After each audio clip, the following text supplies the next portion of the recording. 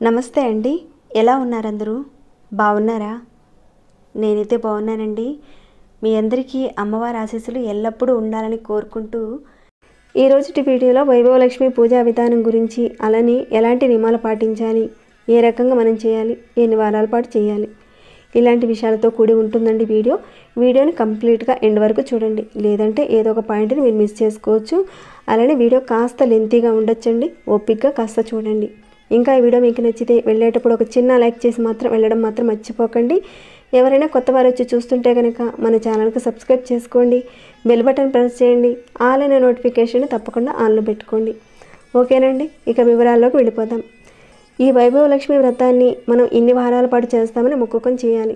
పెళ్లి కోసం, ఆరోగ్యం కోసం, సౌభాగ్యం కోసం, ధనం కోసం, ఇబ్బందులు తొలగిపోవడానికని ఈ వైభవలక్ష్మి పూజ అనేది చేసుకుంటారు.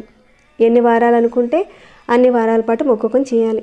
మీరు ఎన్ని వారాల పాటు చేయాలనేది కూడా బుక్లో పూర్తిగా ఇవ్వబడి ఉంటుంది, ఒకసారి చూడండి.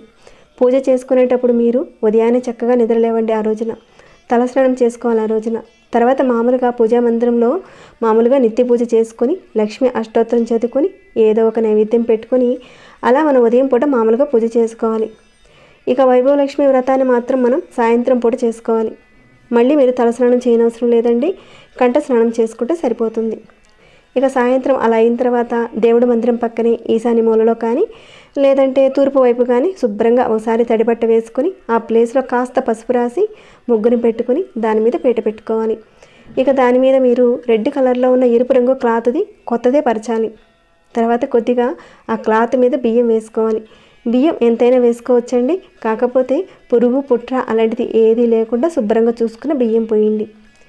ఇక ముందుగా మీరు ఇత్తడి చెంబు కానీ లేదా రాగి చెంబు కానీ వెండి చెంబు కానీ తీసుకొని గంధము కుంకుమ పెట్టుకొని దానిలో కాస్త పసుపు కుంకుమ అలానే అక్షింతలు కొద్దిగా సుగంధభరితమైన జవాదు పౌడర్ కానీ లేదంటే పచ్చకర్పూరం పౌడర్ కానీ వేసుకొని ఒక రాగి కాయిన్ కానీ లేదా ఒక బంగారపు కాయిన్ కానీ, అది లేదనేవారు సిల్వర్ కాయిన్ కానీ, అది కూడా ఏదీ లేదు అనేవారు 1 రూపీ కాయిన్ కానీ వేసి ఒక పువ్వు వేసుకొని 3 తమలపాకులు పెట్టుకోవాలి. కొంతమంది ఇక్కడ కొబ్బరికాయను కూడా పెట్టి పూజ చేస్తారు, కానీ మాకు తెలిసిన పెద్దవాళ్ళు చెప్పారు ఈ రకంగా చేయాలన్నది. దాని ప్రకారంగా నేను చేస్తున్నానండి, అలానే నేను చేస్తాను. అదే విధానాన్ని మీకు తెలియజేస్తున్నాను. ఈ పద్ధతి తప్పు కాదండి, ఈ పద్ధతిని చాలామంది ఫాలో అవుతూ ఉంటారు. ఇక ఈ కొబ్బరికాయకు బదులుగా మనం లక్ష్మీదేవి పెండెంట్స్ కానీ లక్ష్మీదేవికి సంబంధించిన విగ్రహం కానీ పెట్టుకోవాలి. ఇక్కడ డాలర్నైనా సరే పెట్టుకోవచ్చు, లేదంటే అమ్మవారికి సంబంధించిన బంగారపు కాసునైనా సరే ఇక్కడ ఉపయోగించుకోవచ్చు. అది లేదని వారు పసుపు గౌరి అమ్మవారిని మనం ఏ రకంగా తయారు చేసుకుంటామో అదే రకంగా తయారు చేసుకోవచ్చు. పసుపు గౌరి అమ్మలాగా తయారు చేసి లక్ష్మీదేవి స్వరూపంగా మనం భావించుకొని ఒక తమలపాకు మీద పెట్టుకోవాలి. ఏదైతే మనం కలిసి చెంబుకి చందనం పెట్టుకున్నామో ఆ కలిసి చెంబు మీద ఒక ప్లేట్ అనేది పెట్టి ముందుగా పసుపు కుంకాలతో సిద్ధం చేసి ఉంచుకున్న అమ్మవారి విగ్రహాన్ని ఆ ప్లేట్ మీద పెట్టాలి. ఇదంతా చేసేటప్పుడు అమ్మవారి నామాన్ని స్మరించుకుంటూ చేసుకోవాలి. మీరు ఏ కోరిక కోసం చేస్తున్నారో ఆ కోరికను మనసులో ఉంచుకొని మనస్ఫూర్తిగా భక్తితో నమ్మకంతో చేయండి. ఖచ్చితంగా మీ కోరికలు నెరవేరుతాయి. ఇక పసుపు వినాయకుని తయారు చేసి పెట్టుకోవాలి. ఒక తమలపాకు మీద కానీ లేదంటే ఒక చిన్న ప్లేట్లో కానీ పెట్టుకోవచ్చు.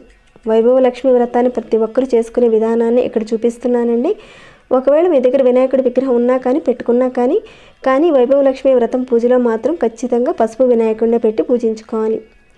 మీరు ఈ వ్రతం రోజున ఉపవాసం ఉండాలి, ఖచ్చితంగా ఉండాలి. ఆరోగ్యం సహకరించలేదనేవారు కొన్ని పాలు కానీ పండ్లు కానీ పండ్ల రసాన్ని కానీ ఇలాంటి వాటిని తీసుకోవచ్చు. అలానే బ్రహ్మచర్యాన్ని కూడా పాటించాలి. ఇక సాయంత్రం మీరు ఏం చేస్తారంటే ఇంటి గుమ్మాలకు సంబంధించినంత వరకు చక్కగా పసుపు కుంకాలతో అలంకరించి ఉంచుకోండి. ఇది లక్ష్మీ అమ్మవారికి సంబంధించిన పూజ కాబట్టి ఒక 2 రోజుల ముందు నుంచి ఇల్లంతా కూడా శుభ్రంగా క్లీన్ చేసి ఉంచుకోండి.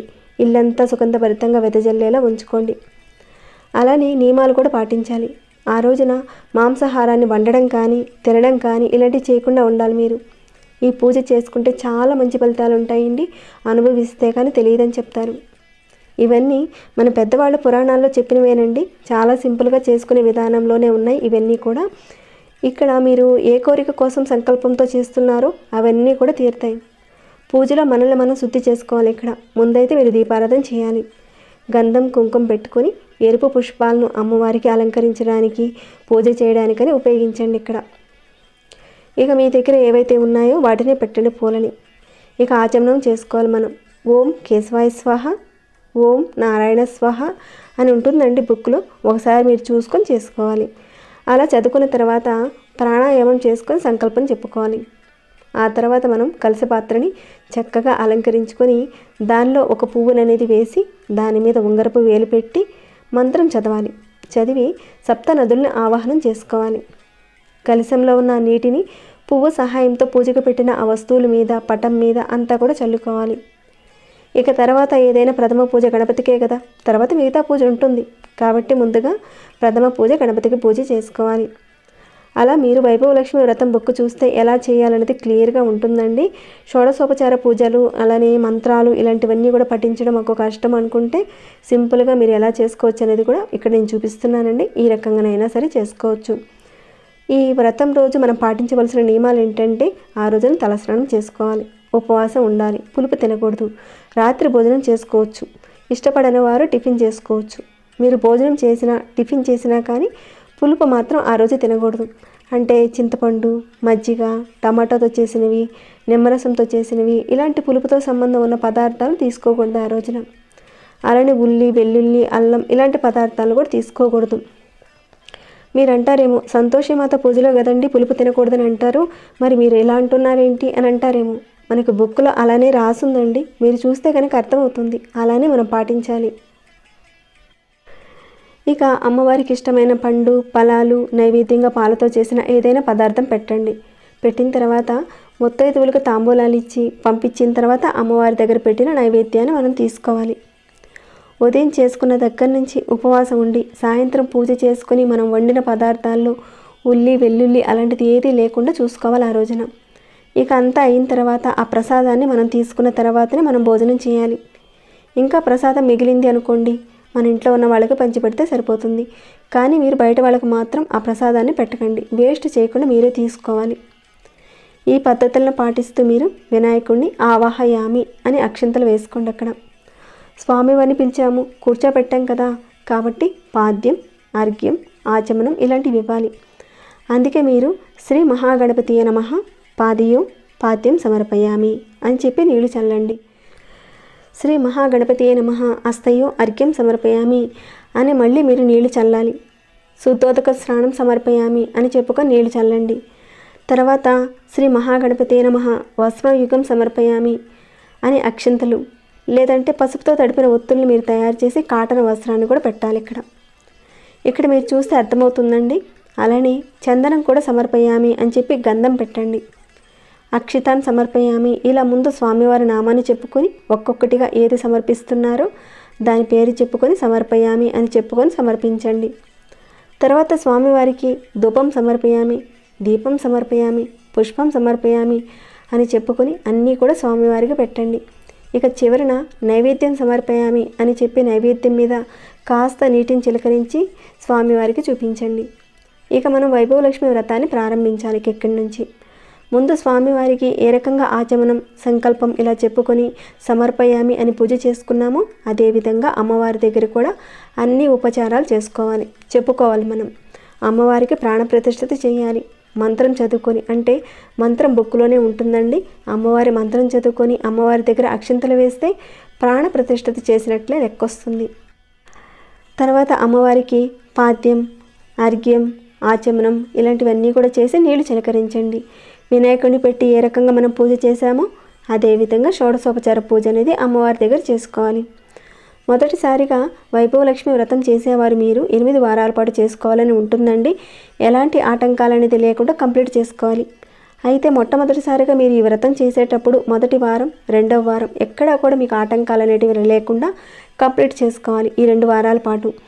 ఇక 3వ వారం అలానే 4వ వారంలో ఎక్కడైనా ఆటంకం వచ్చినా పర్వాలేదు. ఆడవాళ్ళకి సంబంధించిన ప్రాబ్లమ్స్ ఉంటాయి కదా, వచ్చినా పర్వాలేదండి. కానీ మొదటి వారాన్ని కూడా మనం లెక్కలోకి తీసుకొని కంప్లీట్ చేసుకోవచ్చు. కానీ మీరు మొదటి వారం చేసి 2వ వారాన్ని మీరు మిస్ చేసుకొని 3వ వారంలో మేము 2వ వారాన్ని కలుపుకొని మేము చేస్తామండి, కంప్లీట్ చేస్తామంటే కనుక అది మొదటి వారానికి లెక్కలోకి రాదు. మళ్ళీ మీరు ఫస్ట్ నుంచి స్టార్ట్ చేయాలి. అర్థమైంది అనుకుంటున్నానండి. కాస్త లెంతీగా ఉంటుంది వీడియో, కాస్త ఓపిక ఎండ్ వరకు చూడండి, అంత అర్థమవుతుంది. ఈ వైభవలక్ష్మి వ్రతాన్ని మళ్ళీ మీరు ఇంకొకసారి చేయాలనుకున్నా మొదటి వారం, రెండవ వారం మీకు ఎక్కడ ఆటంకాలు అనేటివి లేకుండా మిగతా వారాలు మీరు కంప్లీట్ చేసుకోవాలి. ఎలాంటి ఆటంకాలు లేకుండా చూసుకోవాలి. కొంతమంది 16 వారాలు అనుకుంటారు, కొంతమంది 9 వారాలను పెట్టుకొని ఈ వ్రతాన్ని చేసుకుంటారు. ఫస్ట్ టైం మీరు చేసేటప్పుడు మాత్రం 8 వారాలను మాత్రం ఖచ్చితంగా పెట్టుకొని చేసుకోవాలి.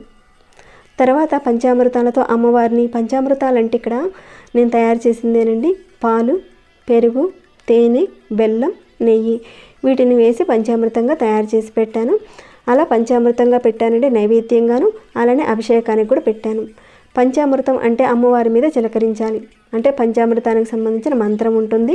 అంటే ఇక్కడ పంచదార, నెయ్యి దేనికి దానికి తగ్గట్టుగా విడివిడిగా వేయకుండా అన్నీ ఒకేసారి ఈ రకంగా కలుపుకొని ఉంచుకున్నాం కదండి. ఒక్కొక్క మంత్రం చదువుకుంటూ అమ్మవారికి సమర్పించాలి, చెప్పుకొని చిలకరించాలి. తర్వాత శుద్ధోదక స్నానం సమర్పయామి అని చెప్పుకొని చిలకరించాలి. వస్త్రం సమర్పయామి, యజ్ఞోపవీతం సమర్పయామి అని చెప్పుకొని సమర్పించాలి. అమ్మవారికి సమర్పించిన తర్వాత అదంగా పూజ చేసుకోవాలి. ఒక్కొక్క పువ్వు వేసుకుంటూ అదంగా పూజ చేసుకోవాలి. ఇక్కడ ప్రతి ఒక్కరు సింపుల్గా చేసుకునే విధానాన్ని చూపిస్తున్నానండి. లేదంటే మీరు బుక్ చూస్తూ మంత్రాలను చదువుకుంటూ అమ్మవారికి షోడశోపచార పూజ చేసుకోవచ్చు. ఇక ఆ తర్వాత అష్టోత్తర శతనామావళికని పువ్వులతో కానీ లేదంటే కుంకుమతో కానీ పూజ చేసుకోవచ్చు. బంగారపు పుష్పాలతో అమ్మవారికి అయితే ఇక్కడ చేస్తున్నానండి. శక్తివంతమైన నామాన్ని చదువుకుంటూ కుంకుమార్చన చేసుకోవాలి. ఇక ఉద్యాపన విషయానికి వస్తే ఈ వైభవ లక్ష్మి వ్రతాన్ని ప్రతి వారం చేస్తారు కదా. మీరు ప్రతి వారానికి ఒక ముత్తైదును పిలుస్తారు. వాళ్ళ కాళ్ళకు చక్కగా పసుపు రాసి గంధం కుంకుమ పెట్టి తాంబూలం ఇచ్చి పంపిస్తారు. ఈ రకంగా మీరు ప్రతి వారం చేస్తూ ఉండాలి. అయితే ఈ వారంలో పిలిచిన ముత్తైదుని తర్వాత వారంలో అదే ముత్తైదును పిలవకుండా వేరే ముత్తైదును పిలవాలి. అంటే ఈ వారం మీ పక్కింటి వారిని పిలిచారు, తర్వాత వారం ఎదురింటి ఆవిడని పిలవండి. ఎదురింటి ఆవిడని కాదండి, మీకు తెలిసిన వాళ్ళని వేరే వాళ్ళని పిలుస్తూ ఉండాలి. అలా చేసుకుంటూ వెళ్ళాలి 7 వారాల పాటు. ఇక 8వ వారంలో 8 మంది ముత్తైదులను పిలవాలి. పిలిచిన వాళ్ళని కూడా పిలుచుకోవచ్చు. ఇక్కడ పిలుచుకొని 8వ వారంలో చేసుకోవాలి. ఆ వచ్చిన వాళ్ళకి గంధం కుంకుమ పెట్టి వాళ్ళకి భోజనం పెట్టినా పర్వాలేదు, లేదంటే ఫలహారాన్ని ఏర్పాటు చేయడమా, కనీసం వాళ్ళు తీసుకుని వెళ్ళేలా ఏదైనా ఇచ్చి జాకెట్ పీస్ని తాంబూలాన్ని ఇచ్చే దాంతోపాటే వైభవ లక్ష్మి వ్రతం బుక్ను కూడా ఇచ్చి పంపించండి. అలా పంపించేటప్పుడు వాళ్ళ చేత ఆశీర్వాదం తీసుకోండి. తీసుకున్న తర్వాత మీరు భోజనం చేసుకోండి. తర్వాత ఉద్యాపన కంప్లీట్ అయిపోతుంది. ముందు ఈ పూజలో ఒక 2 దీపారాధనలు వెలిగించాం, అది విఘ్నేశ్వరుడికి వెళుతుందండి. తర్వాత మళ్ళీ ఒక 2 దీపాలు వెలిగించి అమ్మవారికి దీపం దర్శయామి అని చెప్పుకోవాలి. వినాయకుడికి 2 అగరవత్తులు వెలిగించి చూపించాం కదా, అలానే మళ్ళీ అమ్మవారికి 2 అగరవత్తులు వెలిగించి చూపించాలి. ఏమైనా డౌట్స్ ఉంటే కనుక అడగండి, తప్పకుండా రిప్లై ఇస్తాను. చిన్న చిన్న తప్పులు ఏమైనా కనిపిస్తే కనుక క్షమించండి. ఇక ప్రసాదం మీద కాస్త కలశంలోని నీళ్లతో చిలకరించి అమ్మవారికి చూపించి నైవేద్యం సమర్పయామి అని చెప్పుకోండి. ముఖ్యంగా ఇక్కడ క్షీరాన్నం కానీ పాయసం కానీ కనీసం పాలైనా సరే అమ్మవారికి పెట్టుకోవచ్చు. ఆ తర్వాత మొట్టమొదటి ముత్తైదు అమ్మవారి కదా, మొట్టమొదటిగా అమ్మవారికి తాంబూలం పెట్టి సమర్పయామి అని చెప్పుకోండి. ఇక ఆ తర్వాత కర్పూరాన్ని వెలిగించి చూపించండి. కర్పూర నీరాజనం సమర్పయామి అని చెప్పుకోండి. మంత్రపుష్పాన్ని 2 పుష్పాలు కానీ 1 పుష్పాన్ని కానీ తీసుకొని అక్షింతలు తీసుకొని నమస్కారం చేసుకొని అమ్మవారిని తలుచుకుంటూ ప్రదక్షిణాలు చేసుకోవాలి. ఈ పూజ చేసేటప్పుడు అమ్మవారి మీద మనసు పెట్టి చేయండి. మీ యొక్క కోరికలను బలంగా చెప్పుకోండి, తప్పకుండా అమ్మవారు తీరుస్తుంది. పుష్పాలు అక్షింతలను పట్టుకొని అమ్మవారి కథ చదువుకోవాలి. కథ చదువుకున్న తర్వాత చివరిలో అమ్మవారి దగ్గర పెట్టిన కొన్ని అక్షింతలు తీసుకొని తల మీద వేసుకోవాలి. ఇక చివరిగా అమ్మవారికి కుంకుమార్చన చేస్తారు కదండి, దానిని మీరు బొట్టుగా పెట్టుకోండి. ఇలా చేసుకుంటే పూజ ఇక్కడితో కంప్లీట్ అయిపోతుంది. ఒకవేళ మీకు మంత్ర ఉచ్చారణ మీకు కాస్త కష్టం అనుకుంటే కనుక అక్కడ పెట్టే పదార్థాన్ని అమ్మవారికి చూపిస్తూ సమర్పయామి అని చెప్పుకుంటూ మీరు పూజ అంతా కూడా కంప్లీట్ చేసుకోవచ్చు. మీరు వ్రతాన్ని ఎక్కడైతే స్టార్ట్ చేశారో అక్కడే కంప్లీట్ చేయాలి. చుట్టాల ఇంటికి వెళ్తున్నామండి, మా అమ్మగారి ఇంటికి వెళ్ళామండి, వేరే చోటుకి వెళ్ళామండి, అక్కడ చేసుకోవచ్చు అని అంటారేమో. మీరు ఎక్కడైతే మీరు పూజ చేసుకుంటున్నారో అక్కడే మీరు కంప్లీట్ చేసుకోవాలి ఈ పూజని. ఇవన్నీ కూడా కాస్త గుర్తుపెట్టుకోండి. ఎప్పుడైతే మీరు మొదలు పెడదామనుకుంటున్నారో మీకున్న ఇబ్బందులు వీటన్నిటిని కూడా దృష్టిలో పెట్టుకొని స్టార్ట్ చేయండి. అంతా బాగుంది, ఇక ఎలాంటి ఆటంకాలు రావు అనుకుంటే కనుక చేయండి. వైభవ లక్ష్మి వ్రతాన్ని శ్రావణ మాసంలో స్టార్ట్ చేస్తే చాలా మంచిదని చెప్తారండి. ఇప్పుడు మనకి శ్రావణ మాసం కూడా స్టార్ట్ అయిపోతుంది కాబట్టి ఈ మాసంలో వచ్చే శుక్రవారాల్లో ఏదో ఒక శుక్రవారం రోజున వైభవ లక్ష్మి వ్రతాన్ని స్టార్ట్ చేసుకోండి. అనుకున్న కోరికలను అమ్మవారు తీరుస్తుంది. అయితే కలశంలో పెట్టిన ఆ కలశాన్ని అలానే నీటిని ఏ రకంగా కదిలించాలి అనే మాటకు కూడా వెళ్దాం. ఇప్పుడు అంతా కంప్లీట్ అయిపోయిన తర్వాత శుక్రవారం రోజున అమ్మవారిని ఎప్పుడు కూడా మనం పంపించాం కదా, శుక్రవారం రాత్రంతా కూడా మీరు అలానే ఉంచేయండి. ఇక శనివారం రోజున మీరు చక్కగా ఉదయాన్నే లేచి స్నానం చేసుకుని ఆ పూజ దగ్గర ఉన్న నిర్మాల్యాలను అంటే ఆ పూలను వాటన్నిటిని కూడా ఒత్తులు అవన్నీ కూడా ఉన్నాయి కదండి, వాటన్నిటిని కూడా తీసేసి గణపతిని లక్ష్మి అమ్మవారికి చక్కగా పూజ చేసుకోండి. ధూపం దీపం అన్నీ పెట్టేసి నైవేద్యంగా పెరుగన్నం కానీ ఏదో ఒకటి ఒక చిన్న బెల్లం మొక్కనైనా సరే పెట్టి ఆ తర్వాత దీపం ఉండగానే వినాయకుడిని కదిలించాలి. తర్వాత అమ్మవారి కలశాన్ని కూడా ఒక 3 సార్లు కదిలించండి. శుక్రవారం రోజున మాత్రం కలశాన్ని కదిలించకూడదు, గుర్తుపెట్టుకోండి. ఇక ఆ కలశంలో ఉన్న నీటిని దానిలో ఉన్న తమలపాకుల సహాయంతో ఇంటిని మొత్తం కూడా సంప్రోక్షణ చేసుకోండి, అంటే చిలకరించుకోండి. ఇక మిగిలిన నీటిని మొక్కలకు వేసేయండి. ఇక అక్కడ పెట్టిన తాంబూలం అంతా కూడా మనమే తీసుకోవాలి. ఇక పెట్టిన ఆ పసుపు గణపతిని మొక్కల్లో కానీ లేదంటే పారే నీటిలో కానీ వేసేయండి. ప్రతి వారం ఈ రకంగానే చేసుకోవాలి మీరు. వచ్చే వారం కూడా పీటను వేసుకొని అమ్మవారి చిత్రపటం పెట్టుకొని చేసుకోవాలి. ఇలానే పూజ చేసుకోవాలి. ఇక కలశం కింద పెట్టిన బియ్యాన్ని ఏం చేయాలి అని మీకు ఒక డౌట్ వచ్చే ఉండొచ్చు. వాటిని పక్షులకు పెట్టండి. కుదరలేదనుకోండి ఎవరికైనా దానం చేసుకోవచ్చు.